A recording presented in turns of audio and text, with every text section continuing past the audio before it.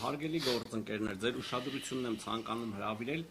հետևյալ փաստական հանգամանքի վրա։ Նախ առաջի անգամն է, որ մենք խոսում ենք Սամվել Կարապետյանի առողջական վիճակի վերաբերյալ, որը ի դեպ հենց վրա է հասել քրեակատարողական հիմնարկում կեցության պայմանների ոչ բարվոք պահպանման հետ կապված։ Սամվել Կարապետյանը մեզ միշտ հորդորել է, որպեսզի մենք ընդհանրապես այդ մասին չխոսենք, բայց մենք մեր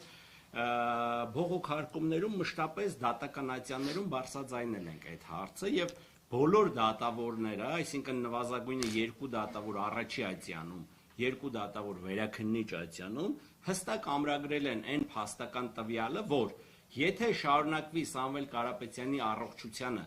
պատշաճ բժշկական օգնություն եւ աջակցություն չցուցաբերել, դա հիմք է լինելու խափանման միջոցի փոփոխման համար։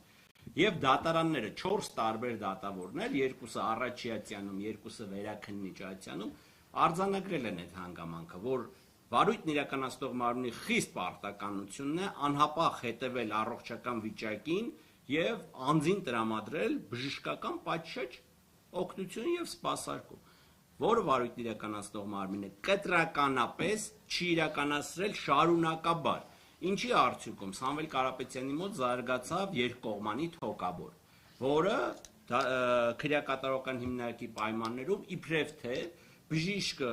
իրականացնում էր բուժում եւ պարզում էր, որ ոչ մի խնդիր էլ չկա, բայց փաստորեն ստացվում է, որ քրեակատարողական հիմնարկի բժիշկները իրենց ակնադիտական եղանակով հաղթահարում են MRT եւ ԿՏ սարքավորումներին եւ ոնց որ իզուր էին գիտնականները հայտնագործել այդ սարքերը։ Մենակ քրեակատարողական հիմնարկի բժիշկները ամբողջությամբ բավարար էին, որ նման խնդիրներ բան անեին, էլի առողջական խնդիրներ կարողանային հայտնաբերեին։ Բայց այդտեղ կարևորը նաեւ հետեւյալ հանգամանքն է, որ ձեր ուշադրությունն եմ ցանկանում հրավիրել կիրառված սահմանափակումներին։ Օրինակ, որպեսզի պատկերացնեք, Սամվել Կարապետյանի նկատմամբ ավելի խիստ սահմանափակումներ ա կիրառված տնային պայմաններում, քան նրա նկատմամբ դա գործում էր բանտային պայմաններում։ Օրինակ, Սամվել Կարապետյանը հիմա իրանց տնից չի կարող զանգել իր տղային կամ աղջկան, հարցնել, թե ինչպես է։ Այսինքն ամբողջությամբ սահմանափակված է այդ հարցը, որը որ բանտային պայմաններում կարող էր իրականացնել։ Բացի այդ, բանտային պայմաններում Սամվել Կարապետյանը կարող էր որոշակի հրապարակային ելույթներով հանդես գալ։ Տնային կալանքի պայմաններում դա եւս սահմանափակված է։ Հետևաբար այն մեր հանրության շատ ստվար զանգվածի մոտ, եթե նույնիսկ արկային թույլ ըմբռնումը, թե իբրև արկա է որոշակի համաձայնություն բան, ես ուզում եմ հարատեմ այդ մարդկանց մտավախությունները, որ նման համաձայնություն գոյություն չունի, Սամվել Կարապետյանի դեպքում չի էլ կարող երբևէ գոյություն ունենալ։ Սա պարզապես, որ իր նկատմամբ կիրառվեց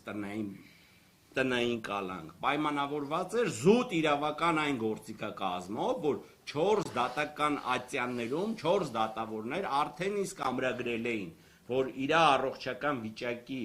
չհետևելը, լուծումներ չտալը հիմք է խափանման միջոցի փոփոխման համար։ Եվ դրա համար առաջի ատյանի դատարանի դատավորը այլընտրանք չունենալու պայմաններում գնաց որոշակիորեն համարձակ որոշման կայացման, թեև ես դա ինչ-որ հատուկ համարձակություն չեմ էլ համարում, բայց փաստ ունենք փաստ, որ մեր դատական համակարգում իրոք դա այս դեպքում համարվում է համարձակություն։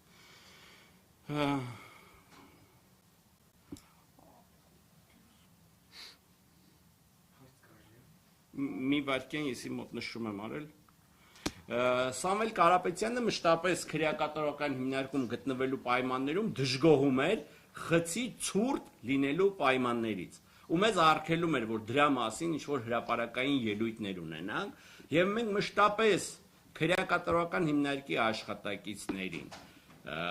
վարչության աշխատակիցներին, թե գրավոր կարգով, թե բանավոր կարգով խնդրում էինք, հորդորում էինք, որ ժողովուրդ ցուրտ է այս մարդու խուցը։ Խնդրում ենք ապահովեք բավարար ջերմաստիճան, ձեզանից ավել բան չենք խնդրում։ Մարդուն, ով ազգային բարերար է, այս երկրի համար ունի բազմաթիվ բարեգործություններ իրականացրած, դրանց մասին մեր հանրությունը ակներև գիտի, անկախ ցանկացած անձի կողմից տրված սուբյեկտիվ եւ մանիպուլատիվ գնահատականներից, ինքը ազգային բարերար է ու երկրի համար մեծ բաներ ունի արած։ Ընդհանրապես իր խուցը պետքա ջեռուցել։ Խնդրում ենք այդ ջեռուցումը կամ շուտ միացրեք, կամ գոնե մի հատ այն էլեկտրական ինչ-որ սարքավորմամբ ջեռուցենք։ Ոչ մի ձև չջեռուցեցին Սամվել Կարապետյանի խուցը, այն աստիճան հասավ, որ վերջինս ունեցավ առողջական խնդիրներ, միշտ ուներ մշտապես մրսածություն, անդադար ինքը մրսում էր ու ոչ ոք չէր կարողանում հասկանալ, թե դա ինչից է։ Ու հասանք նրան, որ իր մոտ ախտորոշվեց երկկողմանի թոքաբոր, նաև հաստատվել է արդեն 2 օր առաջ կովիդի առկայությունը, որը բավականին